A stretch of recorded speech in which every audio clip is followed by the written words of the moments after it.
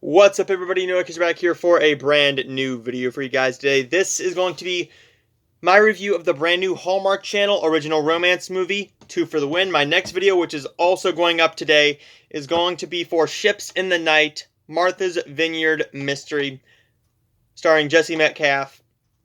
This one stars Trevor Donovan, and this is all about a ski racer and local ski instructor find love on the slopes. So pretty much,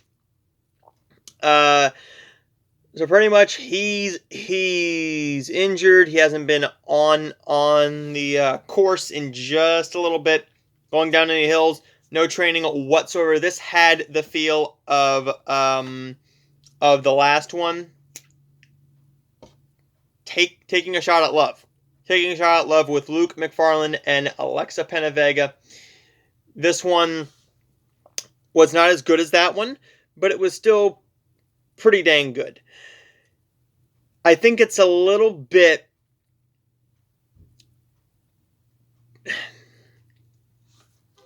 See, I don't know how to really review this movie. How I reviewed Taking a Shot at Love.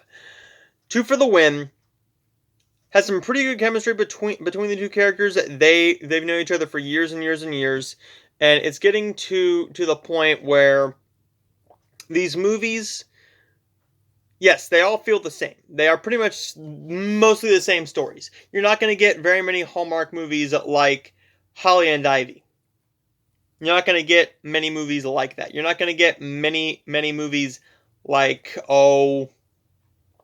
Christmas Town, where adoption is involved. You're going to get a ski instructor. You're going to get a ski racer, a hockey player, and a ballet dancer. You're going to get this random woman who's going to a foreign country and falls in love with the prince, or vice versa. This movie, it would have been way better. It would have been way better if I didn't just watch Trevor Donovan in his other 2021 movie, which is right now on Amazon Prime, and that is called Love, Lost, and Found. So he's had a handful of movies over the past year. He has done 3 Hallmark movies in 2019. He did Snow Coming, Love, Fall in Order, and Nostalgic Christmas. All 3 of those are good. JL Family Ranch was last year. I didn't really care for that one. USS Christmas was a good Christmas movie. This Love, Lost, and Found is not a good movie. He was very bland. The story was just too far out there. It's a very simple story, but they do it so poorly where you just don't care. With this one, I felt like I was watching the same performance. Trevor Donovan wasn't trying as hard as he should have. Now, here's the thing. With this movie, he was just on his Instagram showing shirtless pics and ab pictures and muscle pics because he knows his audience is women. His audience is women. But here's the problem. When you push a movie like that, where you are a ski instructor and you barely show anything, I kind of get a little nervous. The editing was very choppy at times, especially in the trailer. The trailer had some very choppy editing. It is a Hallmark film that's still good, but it's just all right. Like, I'm not going to sit here and review a Hallmark film like I'm going to sit down and review The Godfather or Gone with the Wind, The Wizard of Oz, Casablanca, nothing like that. None of the greatest films of all time. I'm sitting here reviewing a romantic comedy. I'm looking for good chemistry, which they had good chemistry towards the end, but there was a really piss poor kiss where it was just pitiful. There was nothing in it. There was no feeling, no emotion, no chemistry in that kiss whatsoever. The final one, yeah, there was a little bit. So they probably shot that one right at the very beginning of filming, where it was still a little bit still uncomfortable because you just met and all that good stuff. But with this film, the cinematography is good. The chemistry is all right. There's not tremendous, palpable chemistry between these two actors. It's a movie that I'm not going to remember even came out here in a few months. It's not going to make my top 20 best of list. It's going to be on the lower end for a few months, actually.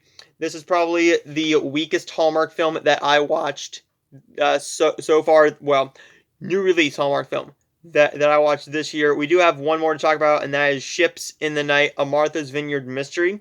But we will get into that one in just a little bit. 2 for the Win is fine. It's nothing great. It is passable. It has the same feel to it as Taking a Shot at Love, but with that one, there was actually a lot more chemistry between Luke and Alexa. Trevor Donovan is still going to be what the big fans call the Hallmark hunks. I'm calling them the Hallmark darlings because I am a guy and I want to keep it so that everyone else can really understand it. Everyone else calls the Hallmark guys who are in numerous films Hallmark hunks, which, I mean, hey, to each their own. Great.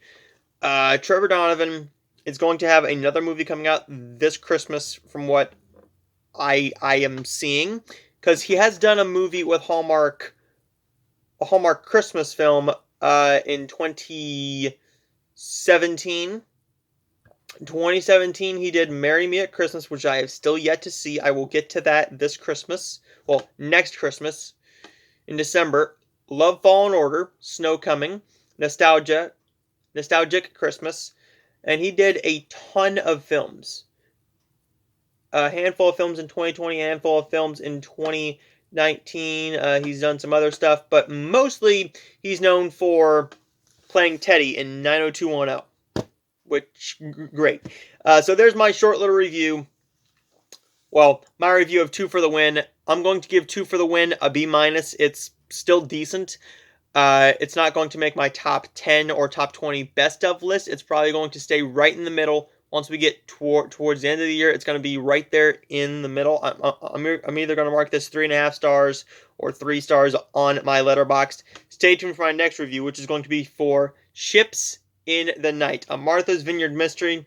Just so you guys get to see the poster. I don't really want to show you it because it's well, that doesn't look too bad, actually.